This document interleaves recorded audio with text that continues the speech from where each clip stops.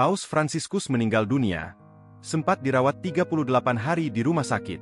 Paus Fransiskus meninggal di usia 88 tahun pada Senin, 21 April 2025, pagi waktu setempat.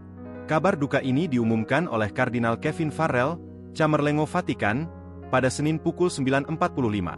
Pukul 7.35 pagi ini, Uskup Roma, Paus Fransiskus, kembali ke rumah Bapa. Seluruh hidupnya didedikasikan untuk melayani Tuhan dan gerejanya, kata Kardinal Kevin Farrell dalam sebuah pernyataan. Dengan rasa syukur yang besar atas teladannya sebagai murid sejati Tuhan Yesus, kami menyerahkan jiwa Paus Fransiskus kepada kasih Tuhan yang tak terbatas dan penuh belas kasihan, yang esa dan tribun, tambahnya. Sebelumnya, Paus Fransiskus sempat dirawat di Rumah Sakit Gemelli, Roma, sejak Jumat, 14 April 2025, setelah menderita pneumonia. Setelah 38 hari di rumah sakit, mendiang Paus kembali ke kediamannya di Vatikan di Casa Santa Marta untuk melanjutkan pemulihannya. Jorge Mario Bergoglio merupakan sosok yang relatif kurang begitu dikenal saat dia dipilih untuk menggantikan Paus Benediktus XVI tahun 2013. Fransiskus, nama yang kemudian dipakai Kardinal Bergoglio begitu terpilih sebagai Paus, merupakan orang Amerika Latin pertama dan Yesuit pertama yang memimpin Gereja Katolik Roma. Yesuit adalah anggota Serikat Yesus, SJ, ordo religius dalam Gereja Katolik yang didirikan Santo Ignatius dari Loyola tahun 1540.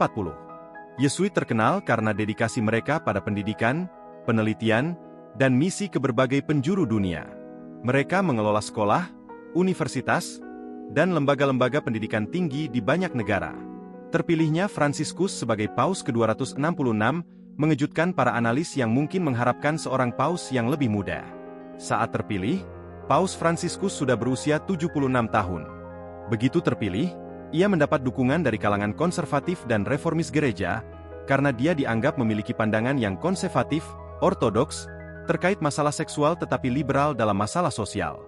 4 tahun setelah dia menduduki tahta kepausan, jajak pendapat menunjukkan Paus Fransiskus memiliki peringkat popularitas yang tinggi, baik di kalangan umat Katolik maupun agama lain.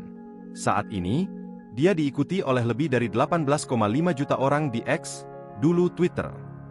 Namun kemauannya untuk menangani berbagai masalah secara langsung juga telah menimbulkan semakin banyak penentang, baik di dalam maupun di luar Vatikan. Download Tribun X sekarang, menghadirkan lokal menjadi Indonesia.